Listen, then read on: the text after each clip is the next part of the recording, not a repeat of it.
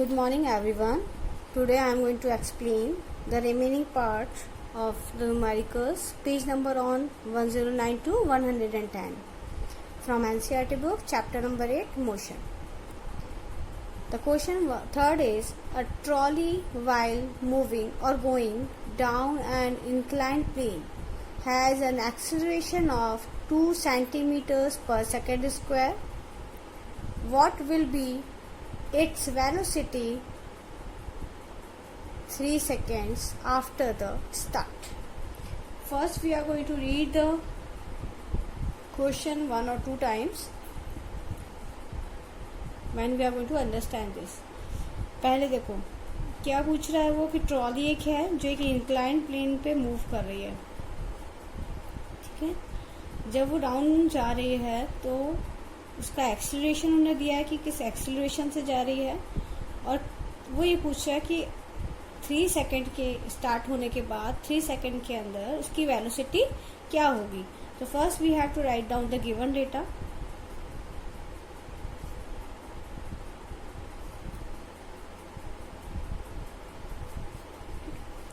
The given data is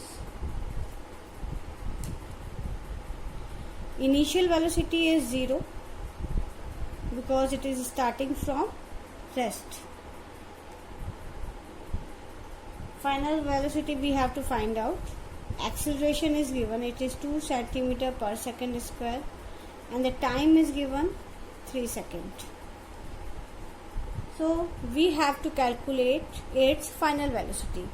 As we know, equation of motion, we are having 3 formulas. V is equal to u plus at, v square is equal to u square plus 2as, s is equal to ut plus 1 by 2 at square. First equation, second equation and third equation. Here we are going to identify what is the known value and what are the unknown value. As we know, u is unknown, v is unknown, and u, a and t is known. So we can apply the first one easily because s is not given, that's why we are not going to use the second and third one. So when we are going to apply u, v is equal to u plus at, put the values in this.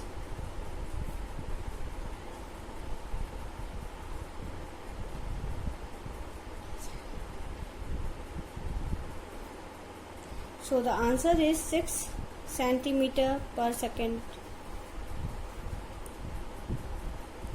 This is our final velocity. Here we are not going to change the SI unit because it is not required here and they are not asking for SI unit. That's why we are not going to change its SI unit. The next question is question number 4. A racing car has a uniform acceleration of 4 meter per second square. What distance will it cover in 10 seconds after start?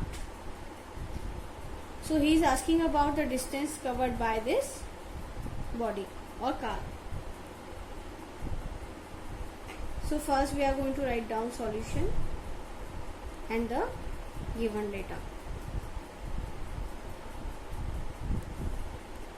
In this question, acceleration is given 4 meter per second square. A racing car has a uniform acceleration of 4 meter per second square. What distance? So distance we are going to find out will be covered in 10 seconds. 10 seconds after start. मतलब after start मतलब पहले वो rest में थी तो the u is 0. We are going to find out also v क्योंकि हमें v भी नहीं पता अगर हमें चाहिए तो. First we are going to cover the distance only. So it is not required in this question. You can identify or you can use this also. As we are having 2 equations which is cover the distance part, है ना. Equation number 2 में भी हमें distance मिलता है और equation number 3 में भी हमें distance मिलता है.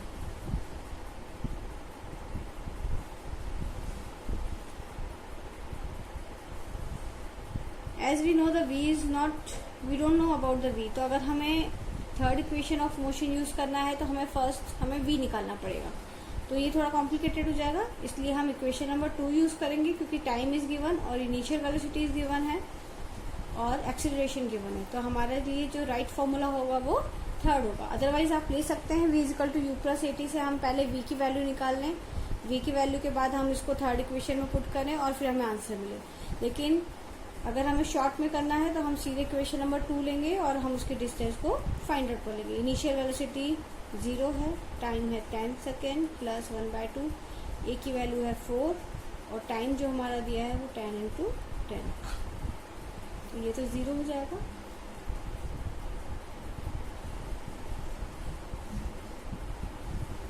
इज 200, तो हमारा जो डिस्टेंस हो जाएगा वो कितना हो जाएगा 200 metre. This is the answer. Clear.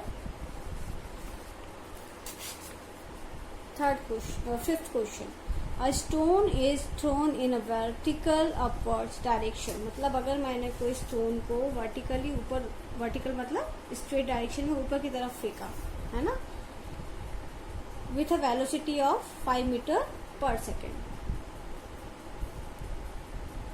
बेटा गिवन डेटा लिखना बहुत ही ज़रूरी है, क्योंकि अगर आप उसको नहीं लिखेंगे तो आप ये नहीं समझ पाएंगे कि क्या गिवन है क्या नहीं गिवन है, और आप बहुत कंफ्यूज हो जाएंगे। ठीक है, तो अगर उसने बोला है कि हमने कोई पत्थर ऊपर की तरफ वर्टिकली फेंका है, बिल्कुल स्ट्रेट फेंका है और उसकी वेलोसिटी कितनी दी हुई है 5 मीटर पर सेकेंड, तो ये उसकी इनिशियल वेलोसिटी हो जाएगी। If the acceleration of the stone during its motion is 10 metre per second in downward direction, अब ये समझना बहुत ज़रूरी है कि डाउनवर्ड डायरेक्शन क्यों लिख रहा है।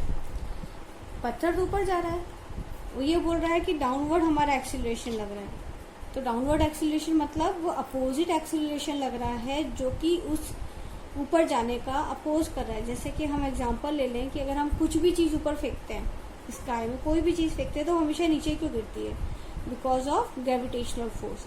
तो जो ग्रेविटेशनल फोर्स होता है उसके कारण जो एक्सीलरेशन हमारी बॉडी के ऊपर लगता है वो हमेशा डाउनवर्ड्स लगता है, बॉडी के अपोजिट डायरेक्शन में लगता है। इसका मतलब ये हुआ कि जो हमारा एक्सीलरेशन यहाँ दिया है वो माइनस साइन में आएगा, क्योंकि ये क्या लग रहा है, बॉडी अप जा रही है लेकिन एक्सीलरेशन कहाँ लग रहा है, डाउनवर्ड्स लग रहा है। इसलिए ये जो एक्सीलरेशन होगा वो रिटार्डेशन कहलाता है या डी एक्सीलरेशन कहलाता है। Clear. That's why we are going to use negative sign in acceleration because it is retardation. What will be the height attained by the stone and how much time will it take to reach there? तो हमने इसमें 2 question इसने पूछे हैं हमसे कि कितनी height पे पहुंच जाएगा। हाइट मतलब हमारा क्या होता है, डिस्टेंस होता है, कितनी डिस्टेंस ये कवर कर लेगा, प्लस उस डिस्टेंस को कवर करने में इसको कितना टाइम लगेगा, है ना। तो सबसे पहले हमारे पास वेलोसिटी क्या होगी, अब फाइनल वेलोसिटी क्या होगी, जब हमारा स्टोन ऊपर जाएगा, ऊपर जाने के बाद कुछ टाइम बाद एक्सीलरेशन की वैल्यू इतनी ज़्यादा हो जाती है कि ये अपने आप नीचे आने लगता है ना। तो इस वाले पॉइंट पे वो क्या हो गया, स्टॉप हो गया, अपने आप ही स्टॉप हो गया। क्यों हो गया, क्योंकि ग्रेविटेशनल फोर्स अपोजिशन में लग रहा था।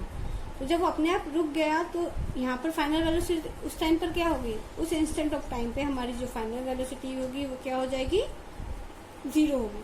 अब हमें यहाँ से यहाँ तक जाने में कितना टाइम लगा और कितना डिस्टेंस उसने ऊपर तक कवर किया, ये हमें फाइंड आउट करना है। तो हमारे पास डिस्टेंस का जैसे पता है कि फॉर्मूला है v² = u² + 2as। v की वैल्यू 0 है, u की 5² है, तो a हमारा माइनस में है 10, तो ये s, तो ये हो जाएगा -25 = -20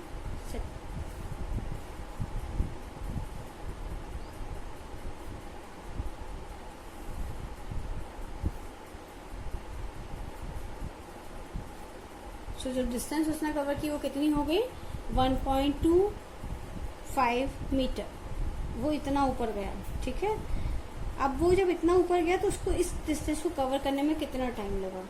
तो हमारे पास सारी वैल्यूज हैं, तो हम फर्स्ट इक्वेशन ऑफ मोशन भी पुट कर सकते हैं, v = u प्लस 80, क्योंकि v हमें 0 दिया हुआ है, u की वैल्यू 5 है, a की वैल्यू -10 है और टाइम की वैल्यू हमारे पास फाइंड आउट करनी है।